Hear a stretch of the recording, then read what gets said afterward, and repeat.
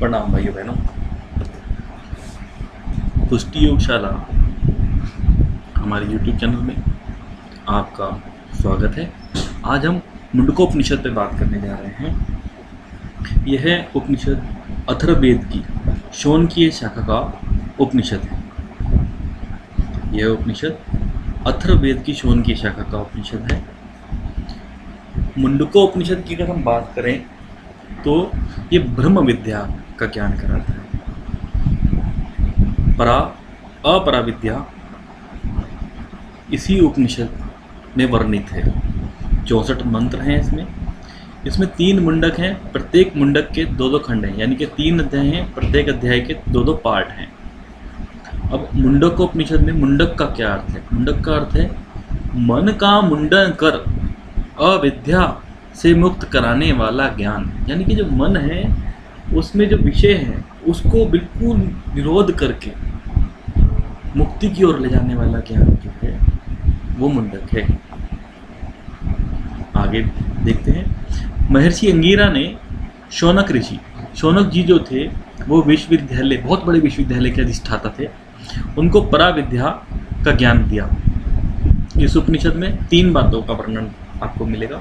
सृष्टि की उत्पत्ति और प्रलय का सिद्धांत, तप तथा गुरु भक्ति का वर्णन। जब गुरु शिष्य परंपरा के अनुसार ही महर्षि अंगिरा ने शौनक ऋषि जी को, अपने शिष्य थे उनके शौनक ऋषि, उनको परा और अपरा विद्या का ज्ञान कराया। अब इसमें एक उदाहरण मिलता है तृतीय अध्याय यानी कि तृतीय मुंडक में कि एक शरीर जो है ये वृक्ष के समान है, इसमें आत्मा और जीवात्मा 2 पक्षी हैं। यह उदाहरण तृतीय मुंडक में इसी उपनिषद में प्राप्त होता है। इस उपनिषद के प्रथम जो मुंडक में, प्रथम खंड में, प्रथम अध्याय के प्रथम पार्ट में परा और अपरा विद्या बताई गई है।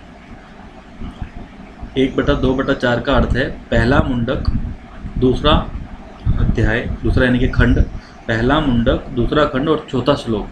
इसमें 7 प्रकार की अग्नियाँ बताई गई हैं। वो कौन कौन सी हैं?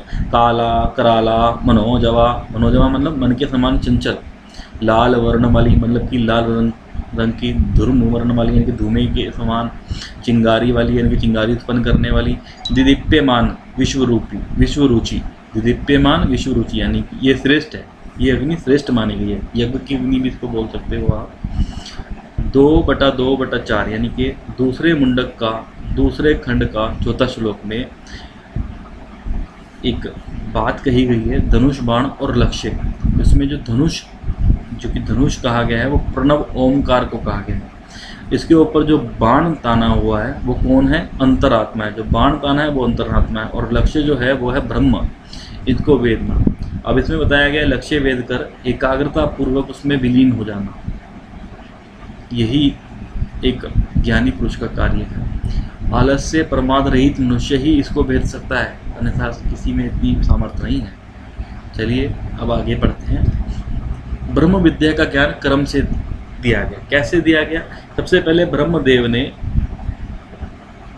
अपने ज्येष्ठ पुत्र अथर्वा को ये ज्ञान दिया। फिर अंगीर को, अथर्वा ने अंगीर को दिया। अंगीर ने सत्यवाह को दिया। सत्यवाह ऋषि ने अंगिरा को दिया। अब अंगिरा जी ने अपने शिष्य शौनक को, शौनक कौन थे? बहुत बड़े विश्वविद्यालय के अधिष्ठाता थे, उनको ब्रह्म विद्या यानी कि परा और अपरा विद्या का ज्ञान दिया। बात समझ में आई? अब इसमें ब्रह्म विद्या जो है वो क्या बताई गई है? पराविद्या और अपराविद्या। अब ये पराविद्या क्या है? ओमकार का ज्ञान ही पराविद्या है। इसमें लिखा भी है कि अक्षर ब्रह्म ओमकार का ज्ञान ही पराविद्या है, यानी कि ओमकार जो है वही पराविद्या है, उनका ज्ञान जो है वही पराविद्या है। और अपराविद्या क्या है? 4 वेद, ऋग्वेद, यजुर्वेद, सामवेद, अथर्ववेद और शिक्षा, कल्प, व्याकरण, निरुक्त, छंद, ज्योतिष का ज्ञान अपराविद्या है। अब ये जो 6 शब्द हैं, शिक्षा, कल्प, व्याकरण, निरुक्त, छंद और ज्योतिष, इसको याद रखने के लिए हमने एक शॉर्टकट ट्रिक बनाई है। उसको एक वाक्य में आप समझ सकते हो। शिक्षा का व्याकरण निछंद ज्योतिष है। शिक्षा यानी कि शिक्षा, क यानी कि कल्प, व्याकरण और नी मैंने निरुक्त और छंद ही है, ज्योतिष ही है।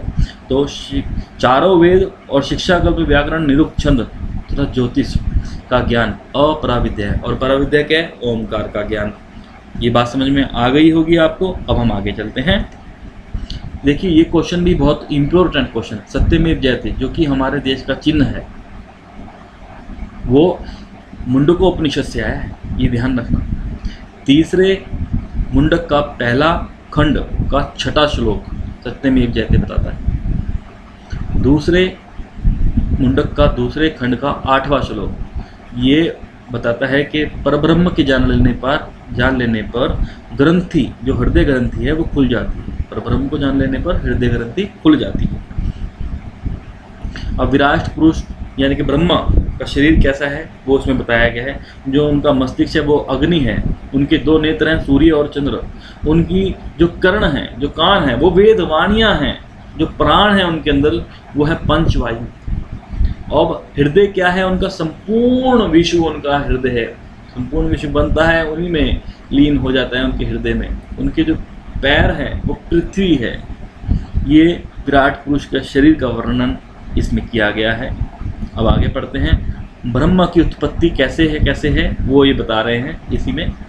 7 प्राण से, यानी कि 2 नेत्र, 2 कर्ण, 2 घ्राण और 1 जीवा, 7 प्राण से, 7 अग्नि ज्वालाओं से, 7 समिधाओं से, 7 यज्ञ से, 7 लोक से ब्रह्म की उत्पत्ति हुई है।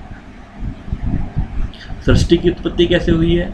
सृष्टि की उत्पत्ति में एक रहस्य छुपा है। कैसे कि जैसे मकड़ी अपने पेट से जाले उत्पन्न करती है और अपने भीतर ही निगल लेती है, ठीक उसी प्रकार से परब्रह्म परमात्मा इस सृष्टि को बनाते हैं, उत्पन्न करते हैं और फिर अंत में अपने अंदर ही विलीन कर लेते हैं। तो सृष्टि की उत्पत्ति ब्रह्म से उत्पन्न होती है अग्नि, अग्नि से सोम रस, सोम से पर्जन्य, पर्जन्य से औषधियाँ, औषधियों से वीर्य उत्पन्न होता है मनुष्य के अंदर और फिर संतान प्रजा उत्पन्न होती है। इस तरह से सृष्टि का निर्माण होता है और जब अंत में प्रलय हो जाती है फिर सृष्टि का अंत होता है और सृष्टि परब्रह्म परमात्मा के अंदर ही भीतर ही विलीन हो जाती है। तो भाइयों बहनों, ये था मुंडकोपनिषद। अब हम इसके जितने भी क्वेश्चन बन सकते हैं यूजीसी नेट के लिए, उस पर एक छोटी सी वीडियो बना करके आपके सामने जल्द ही प्रस्तुत करेंगे। बहुत जल्दी हम अपने सारे सिलेबस आपको देने वाले हैं। तो अगर आपको हमारी ये वीडियो पसंद आई हो तो उसको लाइक कीजिए, सब्सक्राइब कीजिए, शेयर कीजिए और इसको सबको पहुँचाइए ताकि सब लोग अच्छे से तैयारी कर सकें। इस पर हमारी पूरी टीम बहुत मेहनत कर रही है। हमारी पूरी टीम की बहुत बहुत शुभकामनाएं आपको। आप यूजीसी नेट इस बार पास करें, अच्छे नंबरों से JRF पास करें, ये हमारी शुभकामनाएं हैं। बहुत बहुत धन्यवाद।